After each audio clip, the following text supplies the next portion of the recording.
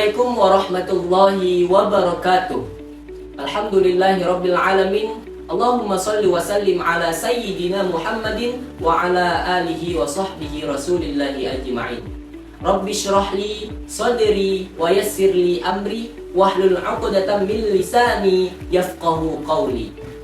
Teman-teman semua, sadarkah kita bahwa sedemikian rupa kekuasaan Allah Subhanahu wa taala memberikan setiap fenomena yang selalu terdapat pelajaran berharga bagi orang-orang yang bisa melihatnya. Salah satunya, belakangan ini kita dikejutkan oleh salah satu pendakwah yang melontarkan candaan menyakitkan hati bagi seorang masyarakat kecil yang bernama Bapak Sunhaji. Bapak Sunhaji ini merupakan penjual es teh keliling pada salah satu majelis agama. Oleh karena itu, saya, Khair Ilmuwan, mahasiswa komunikasi penyiaran Islam Universitas PTIQ Jakarta, ingin sedikit mengulas kasus tersebut dari perspektif hikmahnya. Teman-teman, terdapat banyak sekali pelajaran yang dapat kita ambil dari fenomena ini. Yang pertama adalah pentingnya membiasakan hal-hal yang baik. Guru kami, Om Tu Bagus, menyatakan bahwa manusia dipengaruhi oleh 3 keadaan. Yang salah satunya adalah bawah sadar. Bawah sadar ini mencangkup pikiran dan perasaan yang tidak disadari namun tetap mempengaruhi tindakan dan reaksi. Perilaku bawah sadar ini berasal dari pengalaman, emosi, dan pembiasaan yang kemudian menjadi karakter seseorang. Dan biasanya fenomena ini disebut dengan subconscious, artinya yang selalu diulang-ulang sehingga menjadi spontan dan terbiasa. Oleh karena itu, marilah kita membiasakan hal-hal yang baik selalu. Yang kedua adalah al-adabu fawqal ilmi. Adab itu lebih utama daripada ilmu. Ilmu tanpa hiasan adab ataupun akhlak akan menjadi penggerak keburukan bagi pemiliknya, bahkan bagi orang lain. Sebagai contoh, Abdurrahman bin Qasim sampai 18 tahun mempelajari masalah adab, dan begitu juga dengan Ibnu Al-Mubarak yang merelakan waktunya sebanyak 30 tahun untuk mempelajari dan mendalami masalah adab. Dan bayangkan, kita bisa melihat kisah terdahulu, alangkah alimnya seorang iblis, tapi ia masih dihempaskan dari surga lantaran kecerdasan intelektualnya, namun tidak memiliki akhlak yang mulia. Dan jika pembicara adalah seorang yang berilmu, karena ilmu yang dihiasi oleh adab akan mengangkat derajatnya. Dan sebaliknya, jika seorang itu merasa paling pandai, namun tidak memiliki adab sama sekali, maka seiring waktu ia akan binasa. Maka sesuai dengan pernyataan Syekh Abdul Qadir Al-Jailani, aku lebih menghargai orang yang beradab daripada orang yang berilmu. Kalau hanya berilmu, iblis lebih tinggi dari manusia. Pelajaran yang ketiga adalah pentingnya menjaga perasaan orang lain. Sehingga ada salah satu kalam ulama yang menyampaikan bahwa menghancurkan perasaan seorang mukmin bagi Allah Subhanahu wa taala itu lebih berat daripada menghancurkan Ka'bah. Dan dalam berdakwah, sebagaimana perintah Allah kepada Nabi Harun dan Nabi Musa dalam Quran surah Thaha ayat 43 sampai 44 saat menghadapi Firaun agar menggunakan pendekatan yang lemah lembut.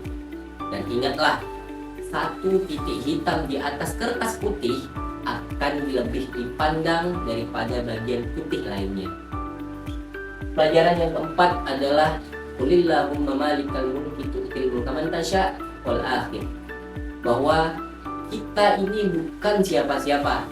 Kita hanya seorang yang diberikan amanah dengan segala rezeki dan fasilitas untuk hidup di dunia.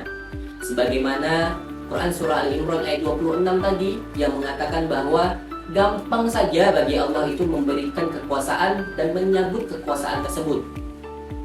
Dan di waktu bersamaan Allah bisa memuliakan dan menghina seseorang. Maka sejalan dengan ini juga menunjukkan bahwa gelar, pangkat, kekuasaan bukan dipandang sebagai alat untuk menjadi kita sombong. Namun pangkat, kekuasaan dan sebagainya itu adalah bentuk tanggung jawab, bahkan beban batin kita kepada Allah Subhanahu wa taala dan orang sekitar. Teman-teman, pelajaran yang kelima adalah rezeki yang tidak berdinding. Dari fenomena tersebut, tahukah Anda bahwa Bapak Sun Haji mendapatkan banyak sekali rezeki, mulai dengan umroh, uang tunai, kemudian beasiswa anak dan lain-lain. Dan tahukah Anda, menurut pernyataan warga sekitar dari salah satu rekaman media sosial menyebutkan bahwa bapak tersebut wajar menerima ini karena beliau itu merupakan orang yang dikenal dengan pribadi yang baik, suka membantu, ramah, jujur, dan tekun. Maka teruslah berbuat baik karena keberkahan rezeki yang halal itu akan menarik rezeki-rezeki lainnya. Dan ingat bahwa Allah tidak akan kehabisan cara untuk menolong hamba-hambanya. Adapun pelajaran yang keenam adalah jika kita memiliki niat yang baik, maka harus dijalankan dengan proses yang baik pula. Maka sebaliknya, jika niat yang baik itu dijalankan dengan proses yang tidak baik, maka akan menghasilkan sesuatu yang tidak baik pula. Contohnya adalah ketika seorang bapak ingin memberikan nafkah kepada keluarganya, namun hal itu dilakukan dengan proses yang tidak baik, misalnya dia mencuri, menipu, dan lain-lain, maka alangkah merugi dan celakalah dia. Dan pelajaran yang ketujuh, pada akhirnya ini adalah fenomena penting bahwa kita bisa mengambil ikhtibar dan pelajaran dari ujian dari kedua belah pihak. Sebagai pemantau media sosial yang baik, kita dituntut untuk menjadi lebih bijak dan tidak salah mengambil kesimpulan, apalagi mengikuti menghujat, sarkas, dan sebagainya.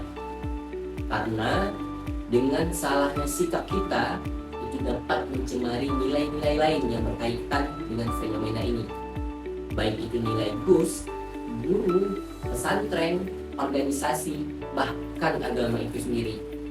Dan tanpa kita sadari bahwa respon terhadap sesuatu itu menentukan nilai manusia. Maka marilah kita untuk terus belajar menjadi pribadi yang lebih baik. Dan semoga dengan apa yang saya sampaikan ini menjadi renungan bagi kita semua. Saya Khairul Ilmuwan pamit undur diri. Dengan segala silap dan salah saya mohon maaf. Akhirul kalam. Wassalamualaikum warahmatullahi wabarakatuh.